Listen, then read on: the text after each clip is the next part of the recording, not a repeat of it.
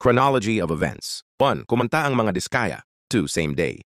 Pinalitan ang nga sumusunod. Senate President. From Escudero to Soto. Blue Ribbon Committee Char. From Marcoleta to Lacson. 3. Today. Rines Bacani, DOJ Secretary Remula si Alcantara. Pero today. Naglapag ng mga pangalan si Alcantara, kabilang ang ilang mga senador. Pero hindi kasama si Romualdez sa mga pinangalanan.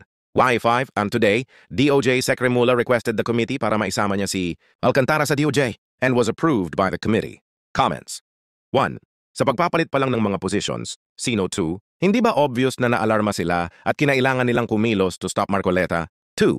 Hindi rin ba obvious that the core of the mission is to save Romualdez?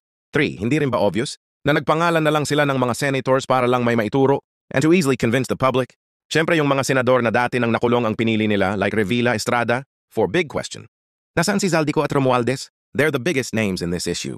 Pero nasaan sila? Bakit sila hindi pa pinapatawag? 5. The national government, through president, can easily do this operation if they really wanted to.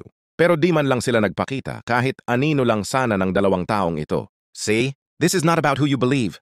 Marcos, Lenin, nor Duterte. This is you!